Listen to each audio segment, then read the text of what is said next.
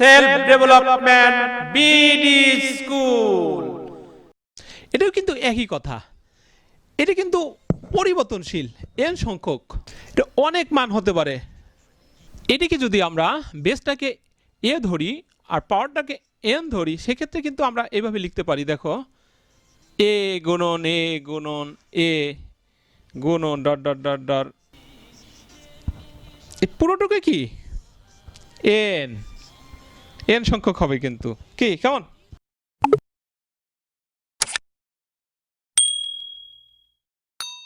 প্রথমে সবার প্রতি শুভেচ্ছা শুভকামনা জানিয়ে আজ শুরু করছি সূচক বা এক্সপোনেন্ট।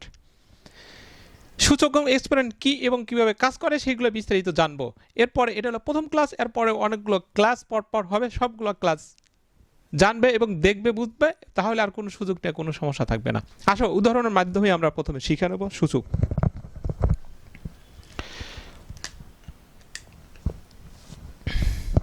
এইখানে দেখো 2 উপরে পাওয়ার কত? 3, অর্থাৎ 2 টু দি পাওয়ার 3। এই 2 ছিল বেস আর 3 এক্সপোনেন্ট বা সূচক।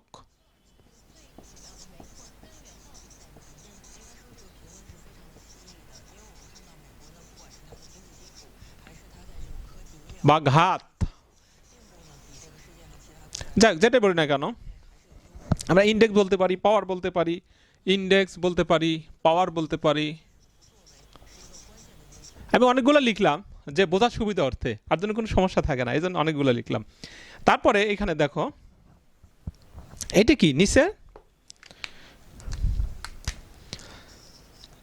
বেস। এইবার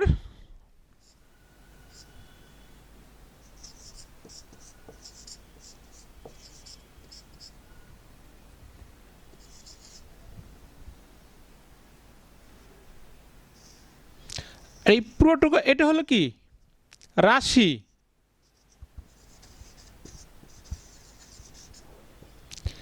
আসলে এই দেখো এই রাশি আর এটা কিন্তু সমান বা সেম, যেটাই লেখে না কেন। এখন আমরা ব্যাখ্যা করি জিনিসটা, দেখো পরিষ্কার হয়ে যাবে। বেসকে তার পাওয়ার বা ঘাত সংখ্যক কি গুণ করলে, দেখো কত আছে উপরে, ঘাত কত, পাওয়ার কত আছে 3। তাহলে কি করলাম, বেসকে এই জন্য 3 বার দিলাম। দেখো 3 বার লিখছি, 3 বার লেখার পরে গুণ করার পরে কি হয়েছে 8 হয়েছে। এখন এই 8 আর এই দেখো এই পাশের যে রাশিটা কিন্তু আসলে সমান, আর সমান তো হতেই হবে, তাই না? কিন্তু মূল ব্যাপারটা হচ্ছে যে সূচকের এখানে যে বেসকে তার ঘাত সংখ্যক বা পাওয়ার সংখ্যক কি করতে হবে, গুণ করতে হবে। গুণ করলেই তাহলে কি এই রেজাল্টটা পাওয়া যাবে।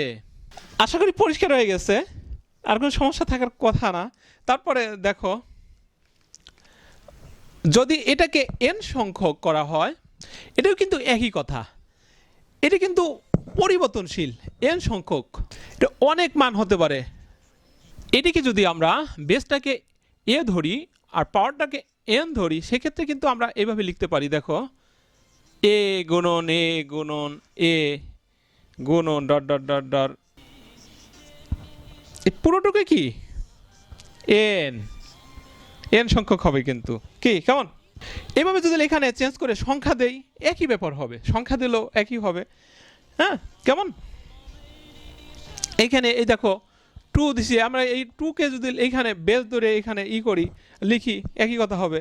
তাহলে আমরা যদি এইভাবে লিখি যে 2 গুণন 2 গুণন 2 গুণন 2 গুণন ডট ডট ডট 2, হ্যাঁ এটাও কিন্তু পুরাটাই কি এন এন সংখ্যক। হ্যাঁ এন সংখ্যক হিসাবে প্রকাশ করা হবে অনেকগুলো যখন। এজন্য এন হলো কি, এজন্য কি ভেরিয়েবল, পরিবর্তনশীল, এর মানটা কি পরিবর্তন হতে পারে। তারপরে আমরা আরো দিকে যাই, যদি এরকম লিখি যে একই কথা এক্স কিউব, এটাকে আমরা যদি ভেঙে লিখি, দেখো কি এটা হবে না। এবার আসবো যে সূচকের মান শুধু কি পজিটিভ হয়? হ্যাঁ নেগেটিভ হতে পারে, শুধু পজিটিভটা নেগেটিভ হতে পারে। সেটা কিভাবে হতে পারে একটু দেখবো, একটু আসো।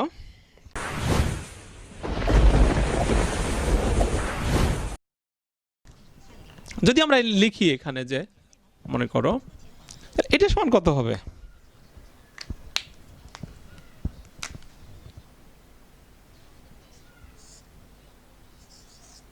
সমান সমান পয়েন্ট বা 0 দিতে পারি 1 2 5। কেমন? এরকম থাকলে কি হবে, যদি যদি এরকম থাকে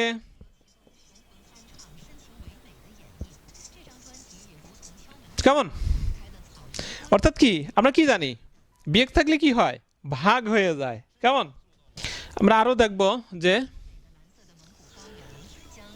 n1 সমান সূচকের কি হয়, n হয়। তারপরে আবার এটা যদি সংখ্যা লিখি যেমন 9 কি 9 হবে, n0 পাওয়ার 0 যদি থাকে সেক্ষেত্রে কি হবে 1 হবে।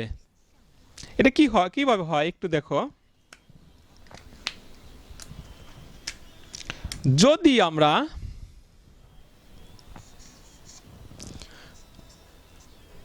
এটাকে বিয়োগ থাকলে কি হয়, ভাগ আমরা এইভাবে সরাসরি লিখতে পারি বা এইভাবে লিখতে পারি আমরা, যেমন সেক্ষেত্রে কিন্তু 1 হবে। দেখছো? তারপরে এইখানে সরাসরি আবার এটাও কিন্তু ই করলে কি 0 হয়ে যায়, n 0 আবার 0 সমান কত 1। কেমন? আমরা যেভাবে যাই না কেন ইজি ব্যাপারগুলো সোজা, একটু ভালো করে খালি একটু বুঝে নিতে হবে। কেমন? আবার যদি আমরা এরকম করি দেখো -2 উপরে কি দিলাম, পাওয়ার দিলাম, সেক্ষেত্রে কি হবে 2 কয়টা আছে 3টা না, গুণন -2 2 পরে দেই আগে, 2 ই দিয়ে করি আগে, 2 পাওয়ার দেই আগে, সমান কত হবে 4, মাইনাস মাইনাসে প্লাস হয়ে যায়। যদি এইবার একটা দিই পাওয়ার 3 দেই দেখো কি হয় 2 গুণন 2 গুণন, এবার কি হবে -8 হয়ে যায় কিন্তু। দেখছো? কেমন? এই জিনিসগুলো সুন্দরভাবে একটু খেয়াল রাখতে হবে, একটু মাথায় রাখতে হবে। এই নিয়মগুলো জানলে কিন্তু অতি সহজেই সবকিছু করা সম্ভব হবে। কেমন? আবার আরেকটা জিনিস, যেমন এটাকে কিন্তু এইভাবেও লেখা যায় যে 2 কেমন, এটা কিন্তু এইভাবেও লেখা যায়, বা এই যে 8 এটা এইভাবে লেখা যায় কিন্তু। সেক্ষেত্রে কি হয় দেখো, সরাসরি ইচ্ছে করলে আমরা এইভাবে লিখতে পারি, যেমন এইভাবে। আবার এখান থেকে আমরা ইচ্ছা করলে দেখো এটাকে ভেঙে দিতে পারি, এরকম এখানে দেই ভালোভাবে, গুণন 5 গুণন 5, এক্ষেত্রে কত গুণ করলে কত হয় 5 পজিশন 125.008। কেমন?